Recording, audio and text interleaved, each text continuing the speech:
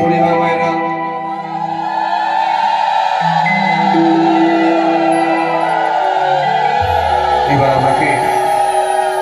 এবার আপনাদেরকে শ্রবণ করাতে চলেছি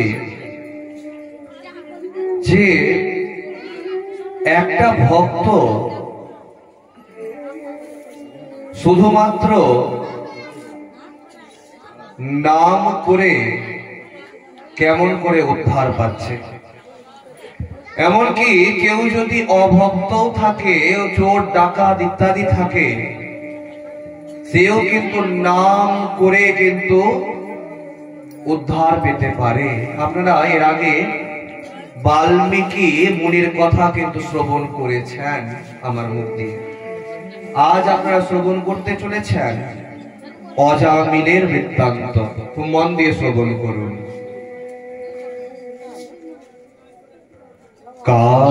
কান্যকুব্জে দ্বিজা কস্যে দাসীমতে রাজামিলঃ নাম্না নষ্টা সদাচারো দাস্যা সংসর্গ দোষিতঃ। কান্যকুব্জ নগরে এক সদাচার ব্রাহ্মণ পরিবারে একজনের জন্ম হয়, যার নাম ছিল অজামিল। এই অজামিল খুব ভালো, ছোট থেকে খুব ভালো ছিলেন। কিন্তু একদিন যজমানের বাড়ি থেকে, যজমান কাকে বলে? যার বাড়িতে আপনি পুজো করতে যান। ধরে নেন আপনার বাড়িতে আমি পুজো করতে যাচ্ছি, মানে আপনি যজমান। যজমানের বাড়ি থেকে পুজো করে আসার সময় একটি দুষ্টা চরিত্রা নারীর সাথে তার পরিচয় হয় এবং তাকে তিনি বিবাহ করে ঘরে নিয়ে আসেন। খুব মন দিয়ে কথাতে ধ্যান দিবেন। তাকে নিয়ে বাড়ি আসেন। এবার যদি নারী খারাপ হয় বাড়ির, তবে তার চাওয়া পাওয়া হয় অনেক গুণ বেশি। আচ্ছা, যারা দাঁড়িয়ে আছেন পেছনে, আপনাদের কি বসার মতন কোনো ব্যবস্থা করা যাবে না? কমিটিকে অনুরোধ করছি, যারা দাঁড়িয়ে আছেন তাদেরকে বসার কোনো ব্যবস্থা একটু করেন, কারণ দাঁড়িয়ে পাঠ শ্রবণ করতে নাই। হ্যাঁ, আপনারা একটু বসে, ওখানে ব্রেঞ্চ ট্রেঞ্চের আরো ব্যবস্থা করা হোক, যাতে আপনারা বসে শ্রবণ করতে পারেন। আপনাদের জন্য অনেক অনেক আমাদের আনন্দ হচ্ছে, আমাদের পুরো পরিবারের, যেহেতু আমরা একটা পরিবার হিসাবে এসেছি আপনাদেরকে হরি কথা শ্রবণ করানোর জন্য। প্রথম দিন যখন পাঠ শুরু হয়, সেখানে সংখ্যা ছিল অনেক কম। আস্তে আস্তে দিন যাচ্ছে, আপনাদের ভক্তদের সংখ্যা কিন্তু বৃদ্ধি পাচ্ছে।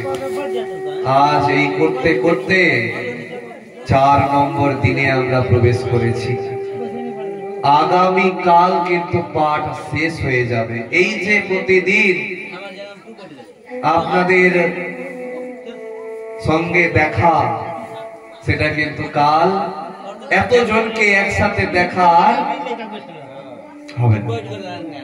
আবার গোবিন্দের কৃপা যখন চাইবে, তখন আবার সব দেখা হবে। কিন্তু দেখুন, আপনারা যে এত মন দিয়ে পাঠ শ্রবণ করছেন প্রতিদিন, এই পাঠ শ্রবণটা কি আপনাদের বৃথা যাবে? কখনোই না। দেখেন, আমাকে কিন্তু সবাই পছন্দ করতে পারবে না। একটা মানুষ কখনোই সবার কাছে ভালো হতে পারবে না। আপনিও সবার কাছে ভালো হতে পারবেন না। আমি পাঠ করতে করতে আপনার মাথাতে অমুক কোন পাঠকের কথা মনে আসবে, সে তো ভালো এর থেকে। দেখেন, ভালোর কিন্তু শেষ নাই, ভালোর কিন্তু শেষ নাই। বাবারও বাবা থাকে। কিন্তু এই যে আপনারা এত সুন্দর ভাবে প্রত্যেক দিন ভাগবত কথা শ্রবণ করতে সময় মতো এসে বসে পড়ছেন, তো এটা তো সব থেকে সৌভাগ্যের বিষয় দেখছি আমাদের পরিবারে। কেন? আপনারা শ্রবণ করার মতন উপযোগী মনে করেছেন আমার কথা, সেই জন্য আপনারা আসরে আসছেন। খুব মন দিয়ে শ্রবণ করুন যে এই অজামিল যখন একটা নারীর সাথে তার বিবাহ হলো, সেই নারী আজ আমার এটা চাই, কাল আমার সেটা চাই। যার বাড়িতে তার পত্নী, বাড়ির গৃহবধূ তার স্বামীর কাছে শুধু এটা চাই সেটা চাই বায়না ধরে, সেই বাড়ি কখনো কিন্তু সুখে শান্তিতে থাকতে পারে না। কারণ স্বামীর রোজগারের দিকে ধ্যান দিয়ে কিন্তু পত্নীকে খরচ করতে হয়। কারণ বাড়িতে একটা মেয়ে মানুষই সংসারটাকে চালিয়ে থাকে। সেই মেয়ে মানুষ যদি বা মা যদি বাড়িতে রান্না বান্নাতে যদি আজ আমার এটা ইচ্ছা করছে ওটা ইচ্ছা করছে, এই করতে করতে মাসের বাজারটা 4 দিনেই শেষ করে দেয়, তারপরে কিন্তু আবার 1 মাসের বাজারটা কেমন করে তার স্বামী কিনতে পারবে? সেই যতটুকুটা আপনাকে আপনার স্বামী এনে দিচ্ছে তার মধ্যেই কিন্তু আপনি আপনার সংসারকে চালিয়ে দিচ্ছেন। এটা কিন্তু অনেক অনেক ধন্যবাদ মায়েদেরকে। কারণ এই জন্যই বলা হয় সংসার সুখী হয় রমণীর গুণে। কখনো শুনেছেন পুরুষের গুণে সংসার সুখী হয়? রমণী যদি বাড়ির খারাপ হয় তবে কিন্তু স্বামীর লক্ষ টাকাও মাসে রোজগার থাকে, সেই পরিবার কিন্তু সুখে শান্তিতে থাকতে পারবে না।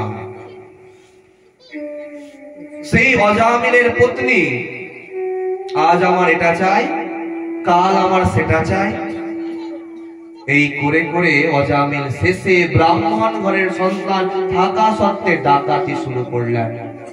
আর কি করছেন? যতগুলো সাধু গুরু বৈষ্ণব যাচ্ছেন তাদের ঝোলাকে হরণ করছেন, কোমণ্ডলু ইত্যাদি সবকিছুকে হরণ করে নিচ্ছেন, ঠিক বাল্মীকির মতন, রত্নাকরের মতন। আপনারা শ্রবণ করেছেন সবাই। একদিন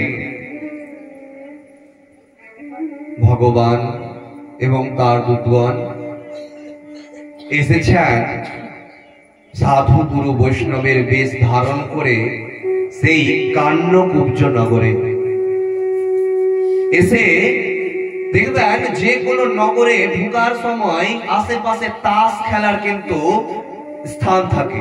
দেখবেন যেখানেই কোনো গ্রাম শুরু হবে সেখানে কিন্তু কোনো মেচার বা আর অন্য কোনো কিছু ইত্যাদি করে কিন্তু সেখানে আড্ডা টাড্ডা দেওয়ার কিন্তু একটা জায়গা থাকে। সেখানে অনেকগুলো মানুষ নিজের সময়কে, মূল্যবান সময়কে কিন্তু অতিবাহিত করছে ওখানে তাস খেলে খেলে। এবার তাদেরকে এসে বলছে, এখানে এই গ্রামে কোনো ভক্তের বাড়ি কি আছে যারা খুব ভগবানের বিশ্বাসী, ভগবানকে মানে ইত্যাদি? তারা ইয়ার্কির ছলনাতে তারা সেই অজামিলের বাড়ির দিকে আঙ্গুল দেখিয়ে দেয়। ওই বাড়িটাই সব থেকে বড় এই নগরের ভক্তের বাড়ি। ওই বাড়িতে আপনি যান, ওই বাড়িতে সবাই ভক্ত। সেই সন্ন্যাসীগণ, সেই সাধু গুরু বৈষ্ণবগণ তারা গিয়ে সেই অজামিলের বাড়ির সামনে দাঁড়ায়। তার পত্নী ঘর থেকে বেরিয়ে আসে। অজামিল ছিলেন না বাড়িতে তখন। তাকে বলেন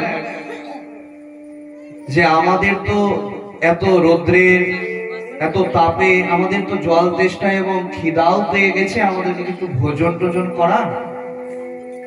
তার পত্নী কিন্তু তাদেরকে ঘরের মধ্যে ঢুকিয়ে ভোজন করায়। এবার ভোজনের পরে ভোজন দক্ষিণা দিতে হয়। খুব মন দিয়ে শ্রবণ করবেন। যারা দাঁড়িয়ে আছেন পেছনে, সামনে জায়গা আছে, কষ্ট করে সামনের দিকে চলে আসবেন। যারা পিছনে এই কারণে বসেছেন 2 মিনিট শুনবো আর পালিয়ে যাব, তাদেরকে বলছি না। যারা এমনি কষ্ট পাচ্ছেন দাঁড়িয়ে, তাদেরকে বলছি। তো সেই পত্নী কিন্তু অজামিলের খুব সুন্দর করে তাদেরকে ভোজন করায়।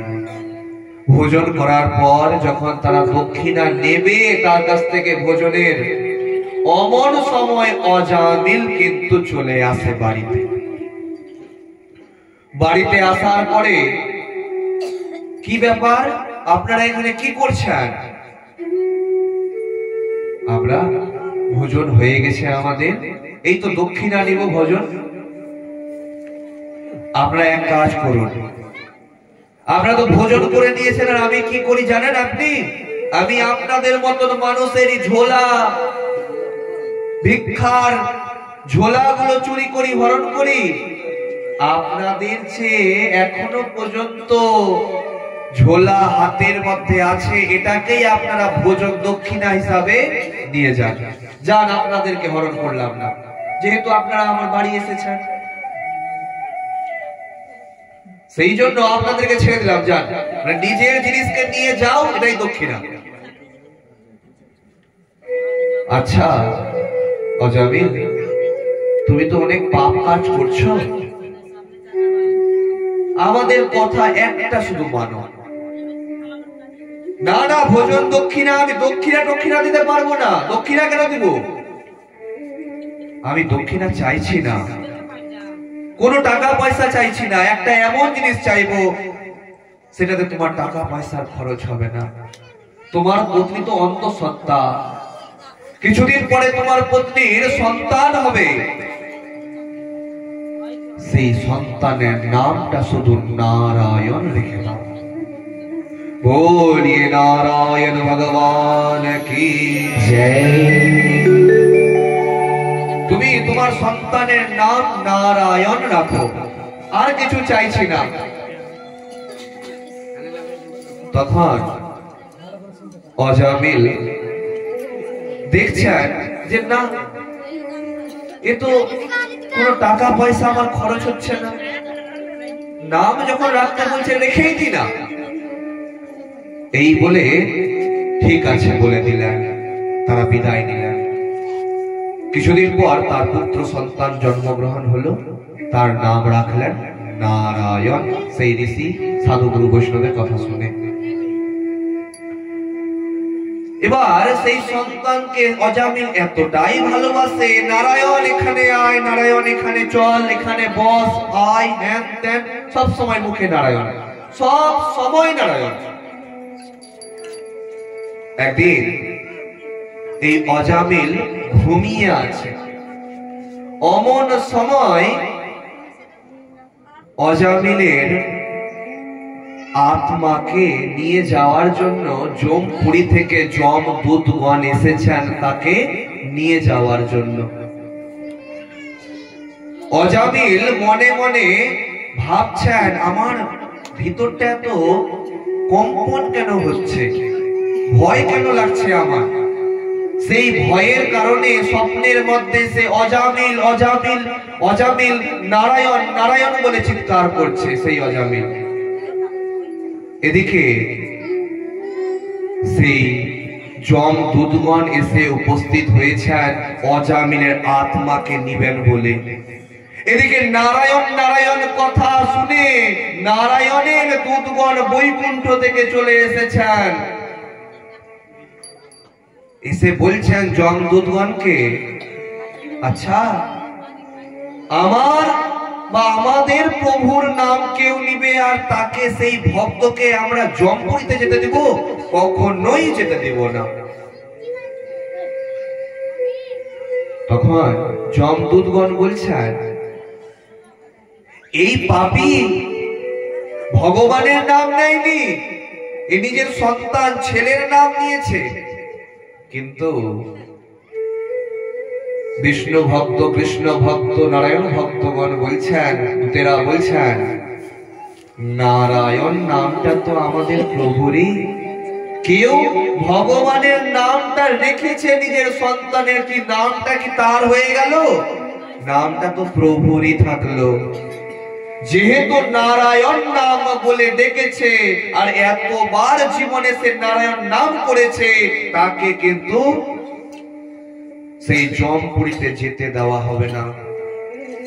শেষে যম দূতগণ তারা কিন্তু আর পারলেন না সেই অজামিলকে নিয়ে যেতে, তারা ব্যর্থ হলেন নিয়ে যেতে। তারপর তার যতদিন আয়ু অজামিলের ততদিন পর্যন্ত তিনি বেঁচে থাকলেন। তারপরে তিনি বৈকুণ্ঠ ধাম গমন করলেন। প্রেম সে বলিয়ে বৈকুণ্ঠ ধাম কি জয়, প্রেম সে বলিয়ে বাঁকে বিহাरी लाल की जय, प्रेम से बोलिए राधे राधे।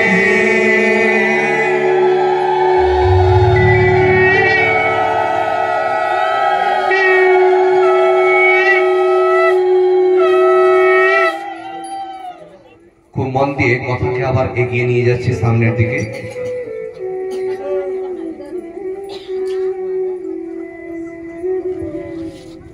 আমরা এবার শ্রবণ করব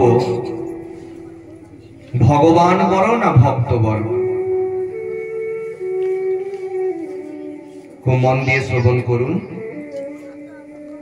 এই উপাখ্যানের নাম হচ্ছে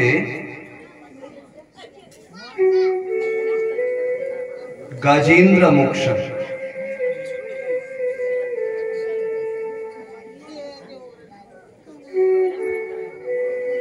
খুব মন দিয়ে শ্রবণ করুন।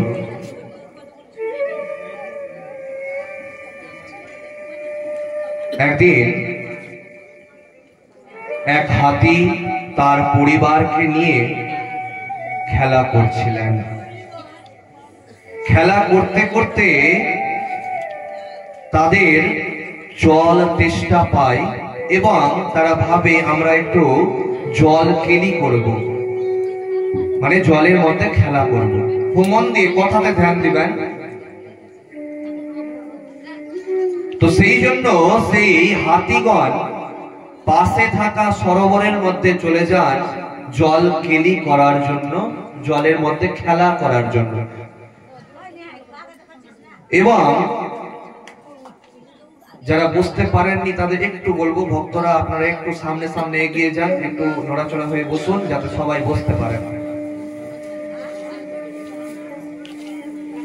তো সেই হস্তির পরিবার অর্থাৎ হাতির পরিবারগণ গিয়ে কিন্তু উপস্থিত হন কোথায়? সেই সরোবরের মধ্যে জল কেলি করতে থাকেন। এবার জল কেলি করতে করতে সেই হাতিটার ছিল খুব অহংকার, নিজের বলের অহংকার, শক্তির অহংকার। সেই হাতিটা বা হস্তিটা যে কোনো গাছকে দেখতো উপরে ফেলে দিত এই অহংকারের বশে। সে কিন্তু গিয়ে জল কেলি করছে আর মনের মধ্যে সেই অহংকারের বশে বলছে আমার মতন শক্তিশালী কোন জীব আর পৃথিবীতে নাই। অমন সময় এক কুমির সেই হাতির পায়ের মধ্যে দাঁত দিয়ে ধরে ফেলে এবং তাকে সরোবরের দিকে টানতে থাকে টানতে থাকে। এমন সময় হাতিটাও তার শক্তির বলের প্রভাবে সেভাবে মাত্র একটা কুমির আমার পা ধরেছে, একে তো আমি খুব তাড়াতাড়ি মেরে ফেলতে পারবো। কিন্তু যতই বার চেষ্টা করছে কোন মতে আর সেই কুমিরের মুখ থেকে নিজের পাকে আর বের করতে পারছে না। সেই হাতির যে সঙ্গপাঙ্গ পত্নী পুত্রগণ ছিলেন তারাও কিন্তু খুব চেষ্টা করলেন কিন্তু পারলেন না সেই হাতিটাকে বের করতে। আস্তে আস্তে সবাই কিন্তু তাকে ছেড়ে সেখান থেকে কিন্তু বিদায় নিলেন। এই কথাটা কেন বলছি জানেন মায়েরা এবং বাবারা?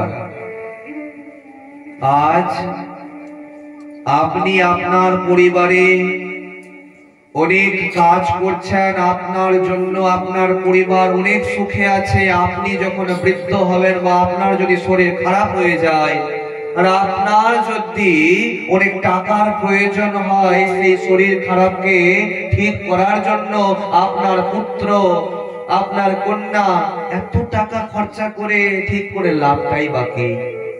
থাক, যতদিন বাঁচার আছে বাঁচবে, তারপরে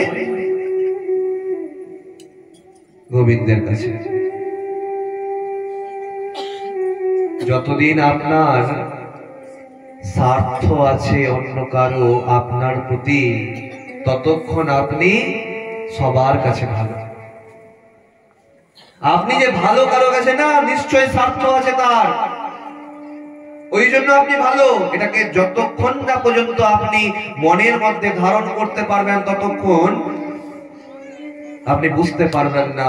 আজই আপনার শরীর খারাপ হোক, পায়ে খুব ব্যথা করুক, দেখবেন আপনি বিছানা ছেড়ে যখন উঠতে পারছেন না, আপনার রান্না বান্না কে করে দিবে, তখন দেখবেন সেই হাতিকে ছেড়ে তার পরিবার কিন্তু চলে গেল। সেই হাতি একা পড়ে থাকলো সেই সরোবরের মধ্যে। বছরের পর বছর ধরে কেটে গেছে, সেই কুমির কিন্তু টানতেই আছে, টানতেই আছে। তখন শেষে সেই হাতি তার সুরকে উপরের দিকে উঠিয়ে বিষ্ণু ভগবানকে ডাকলেন, নমস্তে বিশ্বরূপায় শঙ্খ চক্রধরায় চ পদ্মনাভায় দেবায় ঋষিকপতয়ে নমঃ। নমানন্ত স্বরূপায় ত্রিগুণাত্মা বিভাসিনে ऐसा श्री श्री नारायणाय नमो नमः। बोलिए नारायण भगवान की जय। একটা ভজন আপনারা এবার শ্রবণ করে নেন। রাধে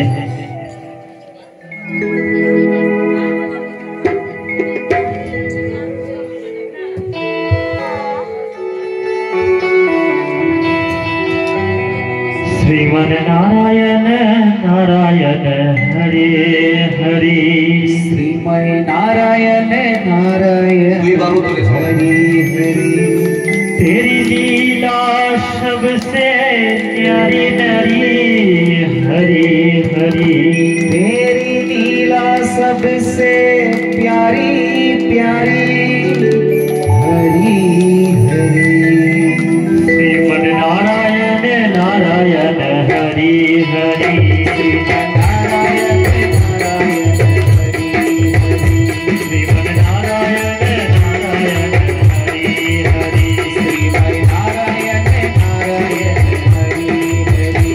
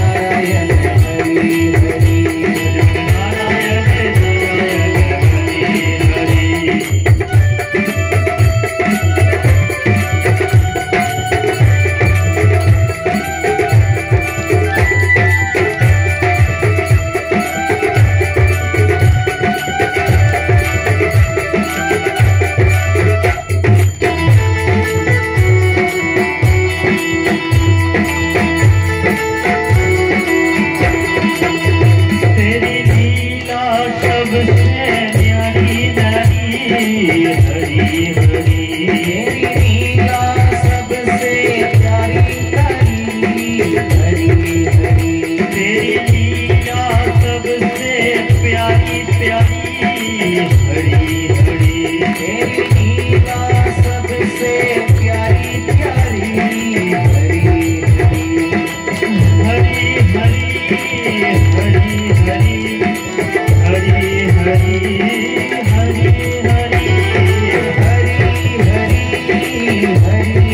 हरी हरी हरी बोलो हरी हरी बोलो हरी हरी हरी हरी हरी हरी बोलो हरी हरी बोलो हरी हरी हरी हरी हरी बोलो हरी हरी श्रीमन्नारायण नारायण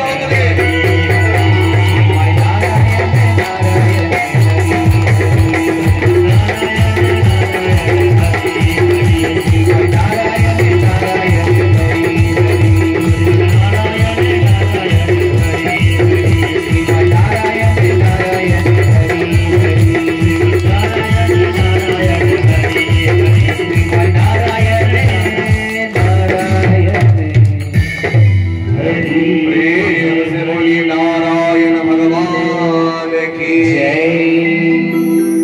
তখন বিষ্ণু ভগবান গরুরের পিছনে চেপে চলে আসছেন হস্তিটাকে বাঁচানোর জন্য। খুব মন দিয়ে শ্রবণ করুন। সেই হস্তিটা যেহেতু সুর উঠিয়ে গোবিন্দকে স্মরণ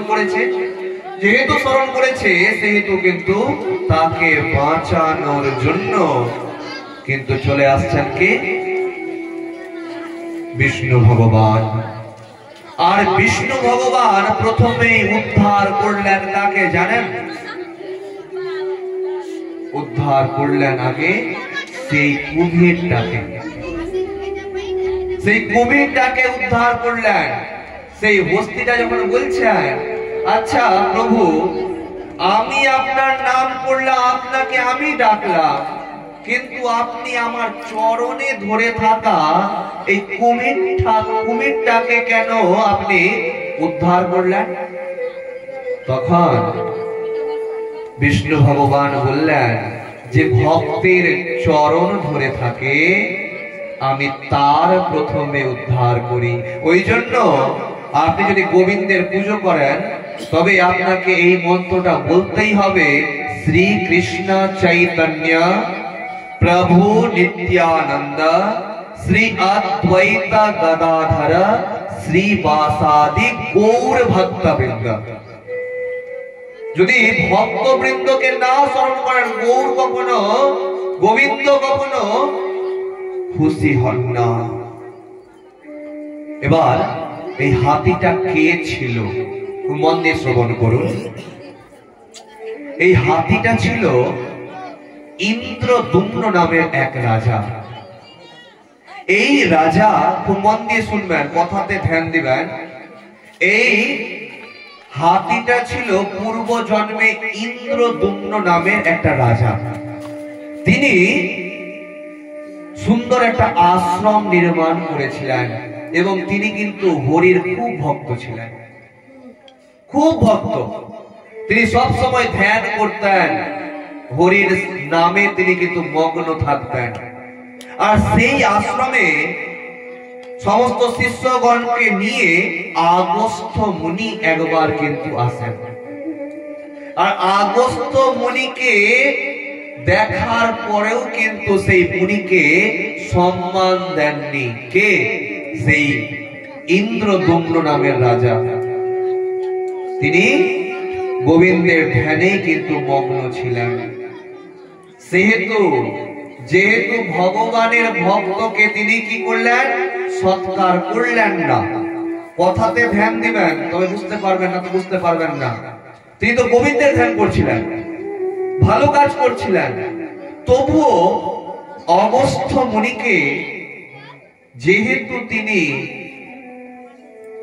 সৎকার করলেন না, আদর করলেন না, যত্ন করলেন না, সেবা করলেন না, সেহেতু সেই অগস্ত্য মুনি অভিশাপ দিলেন যে এর পরের জন্মে তুমি হস্তি যোনি লাভ করবে, আর যতক্ষণ না পর্যন্ত তুমি আমাকে স্মরণ করবে ততক্ষণ পর্যন্ত আমি তোমাকে উদ্ধার করব না। আর সেই কুমিরটা হচ্ছে সেই ভক্ত। আগে ওই জন্য ভক্তকে উদ্ধার করলো, তারপরে হস্তিকে उद्धार करो। प्रेम से बोलिए श्री कृष्ण भगवान की जय। प्रेम से बोलिए बांके बिहारी लाल की जय। प्रेम से बोलिए राधे राधे। এবার আপনারা শ্রীকৃষ্ণ ভগবানের জন্ম বৃত্তান্ত খুব মন দিয়ে শ্রবণ করুন অল্পের মধ্যে। দেখুন, আমি তো পারতাম শ্রীকৃষ্ণ ভগবানের জন্ম বৃত্তান্ত একদিনের মধ্যে শোনাতে, কেন শোনাইনি জানেন? শ্রীকৃষ্ণ ভগবানের জন্ম হয়েছে 10ম স্কন্ধে। ভাগবতের কত নম্বর স্কন্ধে? 10ম স্কন্ধে।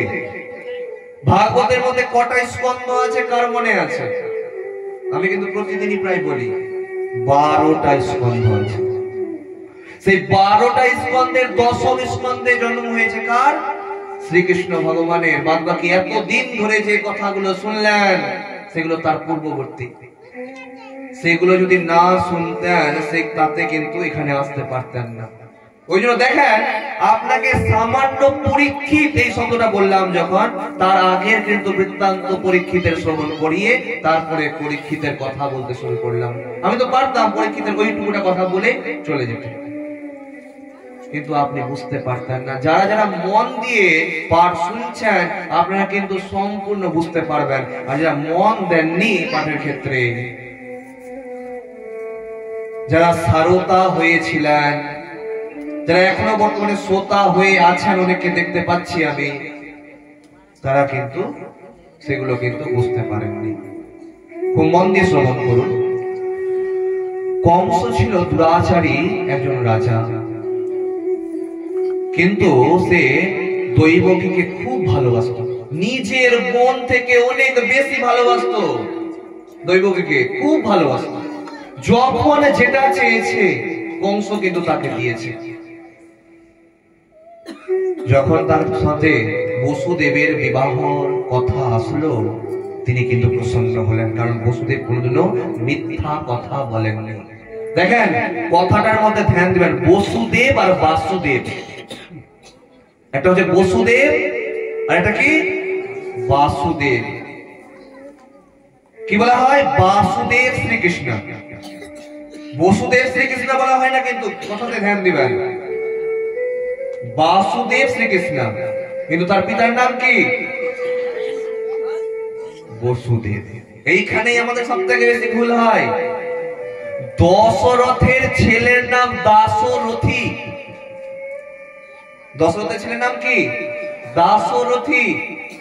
ওই রকম বসুদেবের ছেলের নাম হচ্ছে বাসুদেব শ্রীকৃষ্ণ। যদি আপনাকে কেউ প্রশ্ন করে, আচ্ছা শ্রীকৃষ্ণের পুরো নাম বলুন তো, উত্তর কি হবে জানেন? বাসুদেব শ্রীকৃষ্ণ। তো কোনদিনও কিন্তু মিথ্যা কথা তিনি বলেননি। এত সুন্দর ছেলে যখন পেলেন জানতে, খুব সুন্দর ভাবে তার কিন্তু বিবাহ দিলেন। এত এত বাড়িতে কি আছে জানেন? সৈন্যগণ আছেন, রক্ষীগণ আছেন, কাজ করছে, এমন এমন অনেক লোক আছে, কিন্তু নিজে সারথি করে, রাজা একটা নিজে সারথি করে নিজে যাচ্ছেন তাকে তার বাড়িতে, তার স্বামীর বাড়িতে রাখতে। অমন সময় দৈববাণী হলো যে তার গর্ভের 8ম সন্তান কিন্তু কি হবে না, তোর মৃত্যুর কারণ হবে। এই কথা যখনই শুনলেন না, তখন কংস বলছেন, আমি তো এই দৈবকে মেরেই ফেলবো আজ। দাদা, তুমি আমাকে এত ভালোবাসতে আর আজ তুমি আমাকে বলছো মেরে ফেলবে? কেমন করে তুমি বলতে পারলে এই কথা? আমার সন্তানকে দেখে তোমার ভয়, আমি আমার সন্তান তোমাকে দিয়ে দিব, আমাকে মেরে ফেলো না। তার স্বামী বলছেন, তখন কংস বললেন ঠিক আছে, 8 নম্বর সন্তান এখন অনেক দেরি, এখন ছেড়ে দিই, পরে যা হবে দেখা যাবে। তিনি সুন্দরভাবে নিজের সিংহাসনে বসে আছেন। অমন সময় নারদ মুনি এসেছেন। কার কাছে? কংসের কাছে। হারে কংস, তোর হাতে যদি আমি অষ্টদল পদ্ম দিই, এই অষ্টদল পদ্ম কিন্তু খুব শুভ। দেখবে যোগ্য টোগ্য হতে গেলে অষ্টদল পদ্ম আঁকা হয়, মানে একটা পদ্মের 8টা পাপড়ি। দেখবেন কেমন 8টা পাপড়ি হয় জানেন? 4 দিক থেকে 4টা হয়ে গেল, মাঝখান থেকে বের হতে গেলে 8টা হয়ে গেল। এমনি করে 4টা হলো চারদিকে, আর মাঝখান গুলোকে বের করতে গেলে 8টা হয়ে গেল। আচ্ছা, একটা পদ্ম ধর, কাকে দিচ্ছে? কংসকে। আচ্ছা, এই পদ্মের মধ্যে কোনটা পাপড়ি প্রথম আর কোনটা পাপড়ি অষ্টম সেটা বলতো। কথাতে ধ্যান দিবেন। একটা পদ্ম ফুলের আপনার হাতে দেওয়া হলো, যেখান থেকে আপনি শুরু করবেন সেখান থেকে অষ্টম নম্বরটা অন্য হয়ে যাবে। তো ঠিক তখন সেই মুনিকে বলছেন, নারদকে, নারদ মুনি, আপনি আমাকে এই কথা বলে পদ্ম দিয়ে কি বুঝাতে চাইছেন?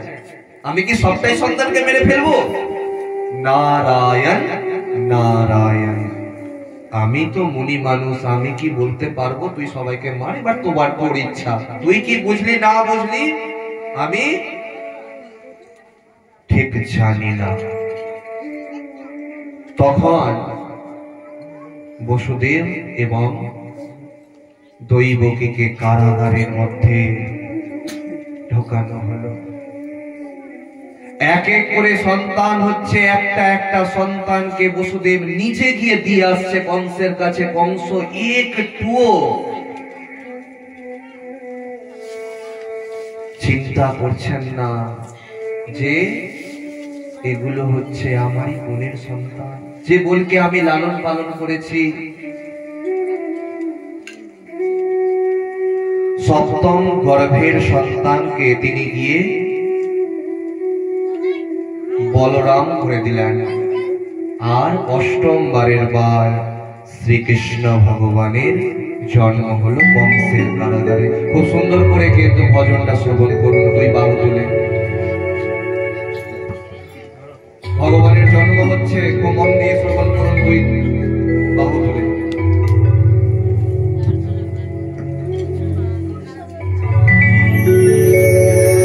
কংসের কারাগার